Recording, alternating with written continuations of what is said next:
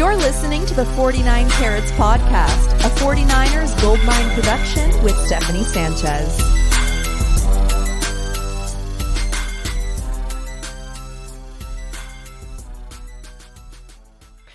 What's going on, everyone? Welcome to another edition of the 49 Carats Podcast. I'm your host, Steph. It is Monday, March 18th. Weston and I were going to talk about just some of the, boring, schmoring moves the 49ers made to end the week. But then we got some news right before we went live. It says, scrap everything. We're talking about Josh Dobbs now, all right? And that is because the 49ers went ahead and signed Josh Dobbs to a one-year deal that's fully guaranteed, $2.25 million, and some playtime incentives built in as well. This is big for Josh Dobbs, but this is welcomed because we were on the cusp of hearing Zach Wilson to the 49ers, all those rumors. And now finally, I think the 49ers addressed their quarterback room. I think this is pretty much what it's going to be for the season. If I had to guess, Brock Purdy, Josh Dobbs, and Brandon Allen. What say you, Weston? Hi, by the way. Hi. Yeah, hello. Hi. Sorry. Oh, gosh. Happy Monday. Hey, listen, the best news that it's Josh Dobbs is that it's not Zach Wilson, right? Is when all is said and done. I was as enamored with Zach Wilson as everybody else was coming out of college, but we've seen the tape, we've seen everything, and it just didn't make sense in any capacity to bring that man in, even as a backup, right? Like if you're projecting his traits, et cetera. Neither here nor there. The moral of this story is we no longer need to hear that. I think there's a lot. Listen, the expectation is Josh Dobbs is backing up Brock Purdy, right? The quarterback is here, but I always say a team is only as good as their backup quarterback. And Josh Dobbs has played some good football. He's got some wins under his belt. It was never the sexiest. It was never, by league standards, but a lot to like about the individual. He always found ways to win, and I'd agree. Just looking at the contract, darn near worth $3 million when all is said and done. That to me smells like QB2 and nothing else versus what Brandon Allen's under contract for. So crazy though that your backup quarterback is making more, and we've seen this here, but is making more than your starting quarterback is for the season. Yeah, then it sucks because like in Dobbs' case, like, I don't know, maybe like he's a fine quarterback. Like I'm not suggesting he would start for anyone, but you almost got to pay him a little extra to not be the starter, just for the right to have him be your backup, because he is one of the I think he's one of the better backups available in the NFL. And so I think this is a good move for the 49ers, especially, a few weeks or I guess it's only been a week since free agency started, but we're now in the second tier of moves, right? And I think this is a solid one to make in that tier. Now, you mentioned Dobbs has had some good games. He has had some Linsanity runs. So I don't know if you recall, so he was with the Browns in the preseason, right? Yep. He looked good then, but they have Watson, and they also had drafted Dorian Thompson-Robinson. So they let him go despite him looking good. He was traded to the Cardinals. So the Cardinals opened up their season, or I think it was by week 2 they had him. He started for them. Weeks 2, or I don't know what this is looking at. I think he started. I'm looking at the PFF. Yeah, he started week 1. Sorry, PFF was it didn't have it in order. Yes, he started week 1 through 8 with the Cardinals. That included week 4 game against the 49ers, in which he had 265 yards, 2 touchdowns. That was, I think, ended up being his best of his tenure with the Cardinals, but then he was traded to the Vikings and then played week 9 to week 14. And remember, that was the weird, I don't even think he was expected to start that week 9 game. It was like literally, okay, you got to go in there. He didn't even start. I think it was at the game where Cousins got hurt, or someone got hurt in that game, or maybe it was Mullins. Someone got hurt in that game. He goes in. He hasn't even been with the team for a week. It's been days. And he goes out. He he scores 2 touchdowns, 158 yards. And then I think one of them, he literally like, what's the word? Like when you say wing it in past tense, he wung it. He wung it. Is that a word? He. Um, I'm going with Wong. I just feel like that's me. Yeah, so he's a pretty smart guy, as everyone calls him. Yes, the Pastronaut, right? Like he is pretty bright, so he shouldn't have any problem, figuring out the system with the 49ers. And so I'm sure that's something that Kyle Shanahan really liked about Josh Dobbs. And yeah, I mean, I think he's definitely going to be the backup. If should anything happen, winged it. That sounds a lot better, Adrian. Thank you. Yeah, should anything happen to Brock Purdy, I mean, I think Josh Dobbs is someone you can win games with. And that's big. Like, and again, I did mention he had Linsanity runs, so you really only want him in short spurts, right? You don't want him to be your starter, like a long term, because he will fizzle out, as we've seen a couple times. But I think he could be trusted with starting some games for you and going in on a pinch if he needs to. So I think that's what's really valuable about this move. And I'm liking this quarterback room for the 49ers. There's so many reasons to like this signing. The most obvious reason to not like it is Josh Dobbs. There's no intention of him being the starting quarterback for the San Francisco 49ers, right? So expectations tempered a little bit, but you just, in a pinch, God forbid an injury, like the guy is capable of winning. Don't let the 3-9 record as a starter last year fool you. Like played on a really bad Arizona Cardinal team to start the season with like no preparation.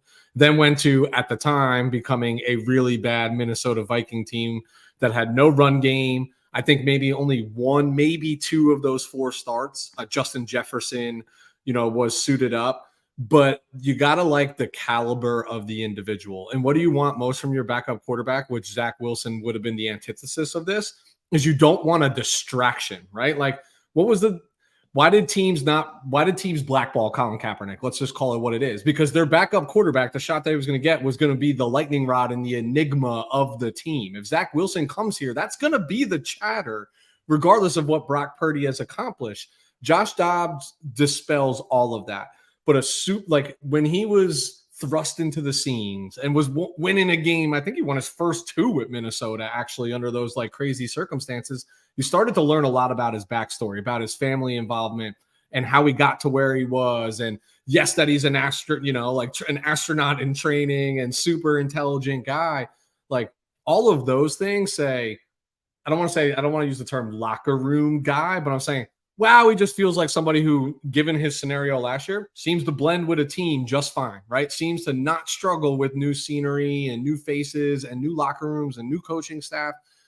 On the surface, this might be the most prudent and the best free agent signing that they've made, and this guy might not even sniff the field for the entire season.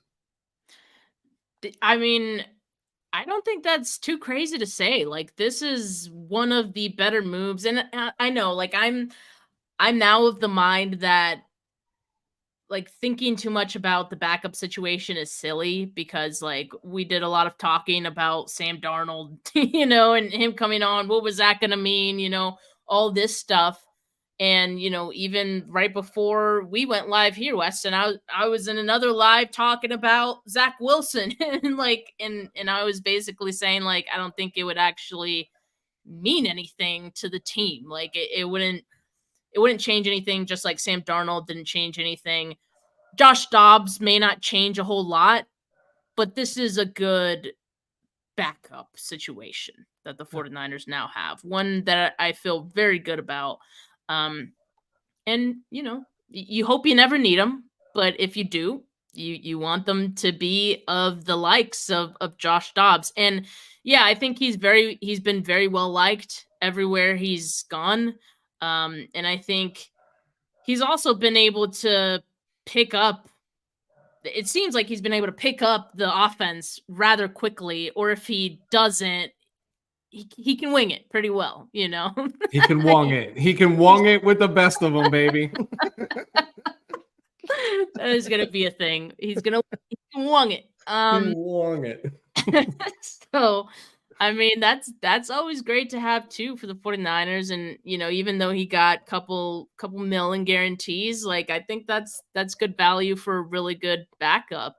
And, I have to think about the quarterback position at all for the rest of the season now with him and Brandon Allen, who I assume they'll keep on the 53, all three of those guys. And now you don't have to worry about drafting a quarterback either. This is where I get a little.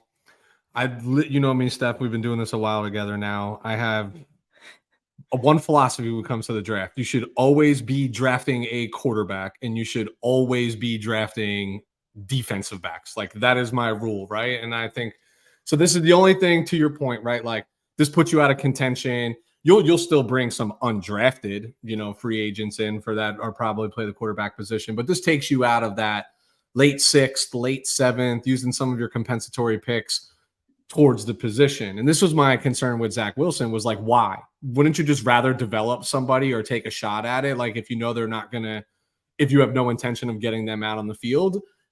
And this kind of placates that a little bit because, like, again, no intention for Josh Dobbs to play. You feel really comfortable that if he does play, he's going to adapt. He's got more talent than he's ever had around him on this 49ers roster. So he's got to be able to be a semi-productive, right, with that team. And the way he wins games and plays the game, he does it with his legs. He does it with his arm. He does it with his head, right? Like, does a lot of things that I think fit this offense well.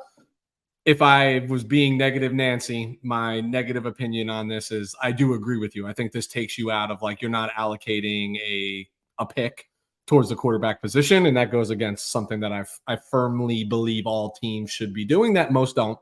Fine, all good. I do agree with you. It's probably the best quarterback room or the most stable quarterback room that they've had in a while, if I'm being honest about it.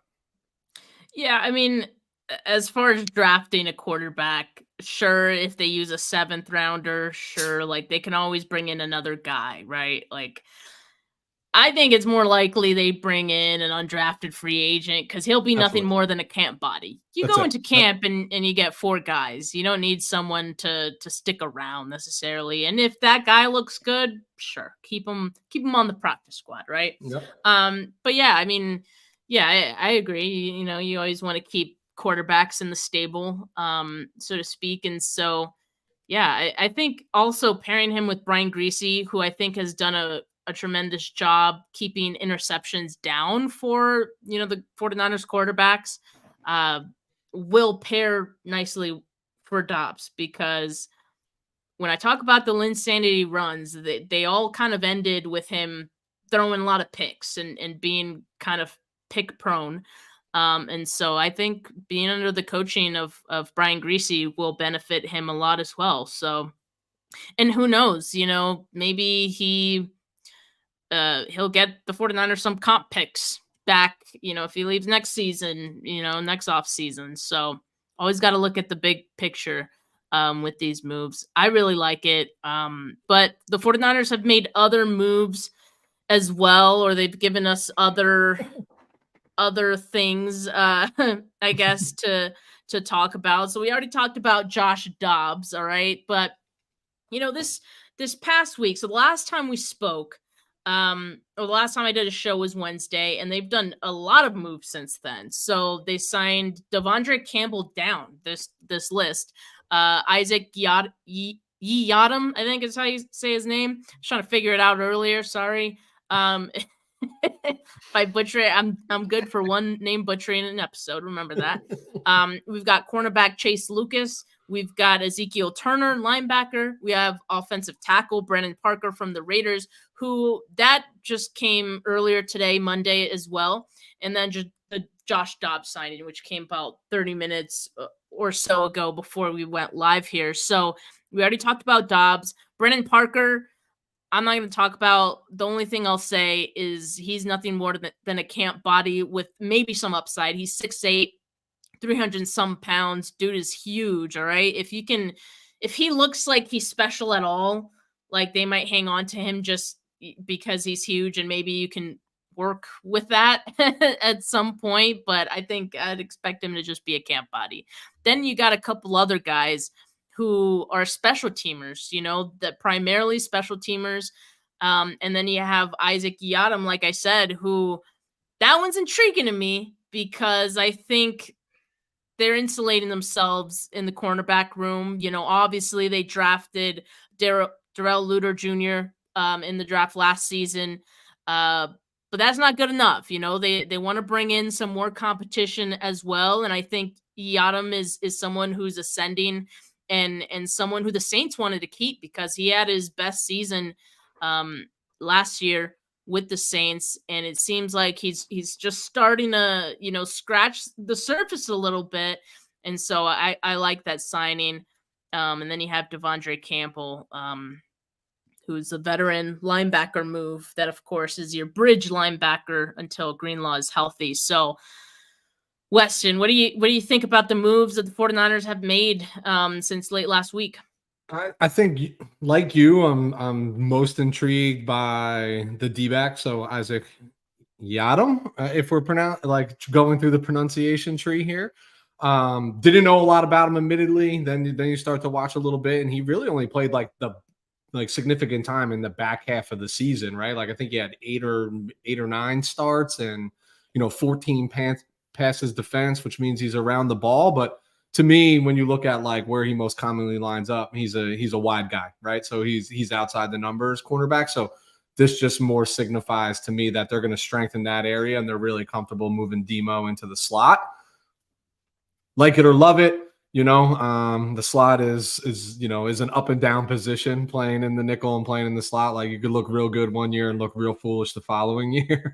It's just the nature of that position. So we'll find out, but I think there's plus side on that, right? Like a lot that can impact the team. I'm just going to go ahead and imagine that he's probably a better football player than Ambry Thomas, right? And maybe even going to be a better schematic fit for this team than Ambry Thomas. Love to see the young kid Luter blossom or get an opportunity to. I know, the injury bug crept up on him and he didn't get back till late in the year. And we all remember which game we saw him in, but I sure like the Turner, the Lucas, that's like you said, scream special teams, and there's ample opportunity for the 49ers to improve on special teams. They're in the bottom half of the pack for sure. And when was the last time you even saw this team take a return to the house? I'm not saying that these guys are part of that aspect of the game, but you want to make sure your punt team solidified. More importantly, your kickoff team. So when they are returning it, stop giving the ball at their own 35.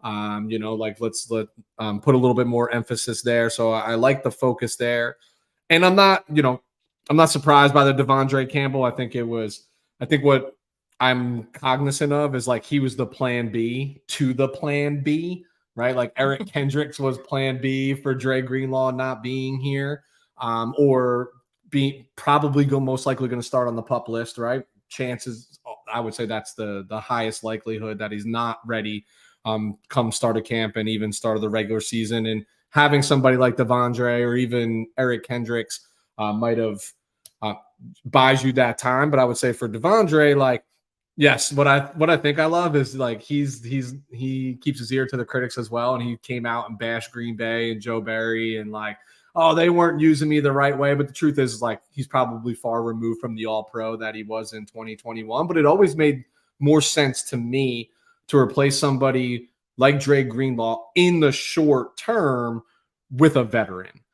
I know I desperately want to see what D Winters is. I definitely want to see what Jalen Graham can be on the field, but the Band-Aid was always going to be and always should have been a veteran, someone who's been around this league, can understand how to pick it up, is not going to be foreign to, calls that, and signals that Fred Warner's shooting out there on the field. So I think my favorite of the second half of the week is Isaac. I'm cool with Devondre. I understand the other two, but the 49er fans are all going to be upset because there's just still, where is the splash we were promised? And the truth is, this all looks like we're running it back, right? And don't love I feel like you often don't have success with running it back. Usually if you want to run it back, there's got to be a wrinkle. Right? There's got to be a sparkle in there or something that you add. And I just don't know if we've actually seen that yet. I mean, the offense looks exactly the same. like exactly the same. Defense is going to look a little bit different, but the offense is literally identical to the 2023 offense. And I don't know if that's best case scenario. I mean, the offense was good. The offense was really good last season, so I think that's fine. The defense did have a lot of departures. So I think, that definitely is something that needed to be addressed. And, I think they've done that. Now we're starting to see the moves start to shift towards offense. I mean, the last two have been a quarterback and a tackle, right? And yes, I already mentioned Brandon Parker as being nothing more than a camp body, but I think they're shifting now. Their focus away from the defense, because I think for the most part, they've kind of, got their starters in place for defense, right? And now you're just kind of filling in whatever gaps you need in your depth and, whatever camp bodies you're going to need for that. And that can wait till even the draft and after the draft even. So, yeah, I mean, I think the way they're setting it up is that the draft is probably going to be offense heavy, which it should be. This is a very strong offensive line class, as we've been hearing, particularly with the tackles, and it's a very strong wide receiver class. So they can address both of those positions in the draft. And yeah, I think it's looking pretty nice. If you look at who the 49ers have returning, I think it's a pretty good list of names. And I'm just going to focus on the names that, the moves that have happened since the last show that I did, which I believe would be Kevin Givens, John Feliciano, and Chris Conley. Those are all very solid. And Demetrius Flanagan fouls. I mean, honestly, if you look at all these names, I think they're all pretty solid. I don't know much about Ben Barch, but I like everyone else. I think it's really solid to bring back on value. And I think all of these guys were brought back on value or vet minimums, and these are going to be depth guys, like, and you can't ask for nothing better than that. Out of your depth guys, John Feliciano to me was one of the highlight moves here of the guys who are returning. So I'm glad they were able to get that done, but not too shabby. No, we all forget. Again, it's tough to plug holes on a team that just played in the Super Bowl that doesn't have a tremendous amount of roster turnover at this point in time, right? Like, the questions that need to be answered are like, what's Brock's progression going to look like, and are we going to iron out the Brandon Aiyuk situation? That's what it really boils down to at this point. It feels like you're running it back. Feels like you want to do everything you can to retain him, but I think you said something that's really prudent, Steph. That this is by all accounts, a wide receiver friendly draft. I would tell you that they could keep Aiyuk and still draft a wide receiver. I think the way that they're filling this roster right now is like, I'm going to show you my starting 22. They're already here. So then draft strategy becomes BPA. And if there's somebody that just jumps off at you that's there, like, you bring them in regardless of position. And that's why I say, you got to be open to still considering wide receiver at 31, even if Aiyuk and Debo are here, because the reality is both of them are probably not. One of them two will be gone next season if it's a cap casualty, or Brandon Aiyuk just says, screw it, I'm staying around 1 year and then I'll be a free agent next year and we'll deal with it. Like, whatever the scenario calls for, the replacement's not on this roster right now for one of those two guys, right? So like, it'd be wise to investigate that as well. But I think they're setting themselves up to say, we are not drafting for need. We are drafting best player available. When it's time for them to pick across their 10 picks, right? Because they gave up the one for the D tackle from still 10. They didn't lose one this year. They lost one for next year. I thought it was 11. But they give up one for Malik Collins that they brought over? That was a swap, I think. No, I think they. I thought it was a swap. No, maybe not. We just cover the team, Steph. What do we know? I mean, I should know. It might just be 10 at this point. But you mentioned the Purdy and the Aiyuk situation. We got a couple questions regarding both of those guys back to back. So let's get to those really quickly. David asked, how much does Purdy improve this year? Has he already hit his ceiling? I don't think he's hit his ceiling. I think like the improvements that you're going to see in his game are going to be incremental, but it's going to be those little things that equate to the big things. I think another off season, he really didn't have an off season last year. He was rehabbing the entire time. So having a full off season to just work on whatever kinks he feels like he needs to work out with his, I don't know, mechanics or throwing whatever. I don't know if he wants to work on any of that, but also just maybe chemistry with his receivers. I don't know if he has any plans to work with any of the guys leading up to OTAs and camp, but he'll certainly have that option. So I think working on those little things, I think is where we're going to see, small changes in Brock Purdy's game that'll just make him better. And of course the smarts of it all, right? Him getting smarter in the game. I think we'll see that this season too. I agree. I won't reiterate. I just think it's fair to say that, like, when it comes to physical traits of Brock Purdy, like, he's at his ceiling, right? Like, he's not going to wake up tomorrow and have Josh Allen's arm, just because he gets an extra training camp or do those things. But I agree with you in the incremental piece. The game's going to slow down a little bit more. Another year in the offense. I think command of the huddle, command of the team, all that's gonna come into play and matter for sure. Yeah, and then we got another question from J-Dog. Answer me this question, please. Let's say the Aiyuk rumors are true, and for those of you not aware, the rumor came from one Jags beat reporter who said that, I guess, the Jags called on Brandon Aiyuk to the 49ers. The 49ers said set pick 17 and Zay Jones, but I guess it didn't move. It didn't go anywhere from there. So J-Dog's question is, let's say the Aiyuk rumors are true for the 17th pick from Jacksonville, which means we still have 31. Do you think that would be enough to jump to number 3 to take Harrison if the 49ers wanted to?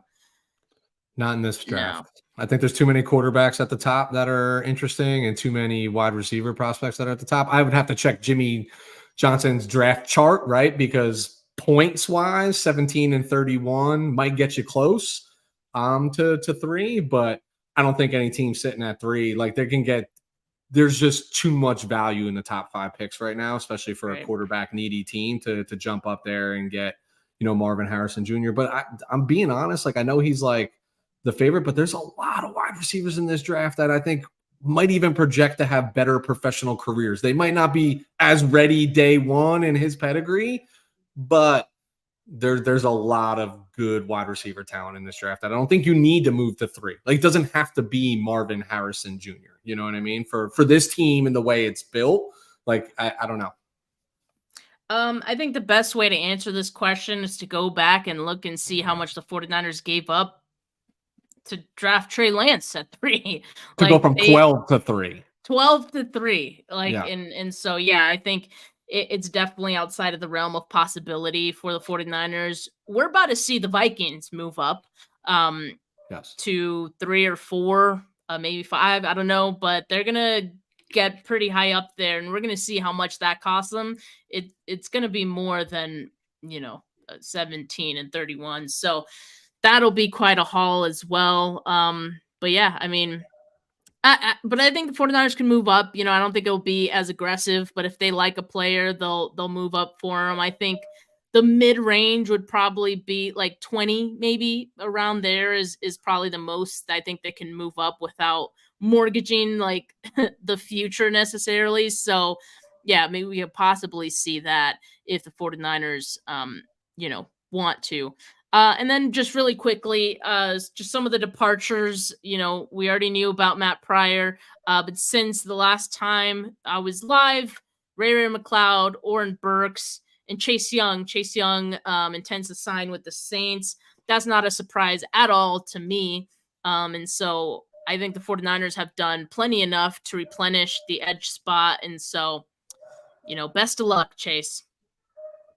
Sorry. We knew this was happening at the end of the year.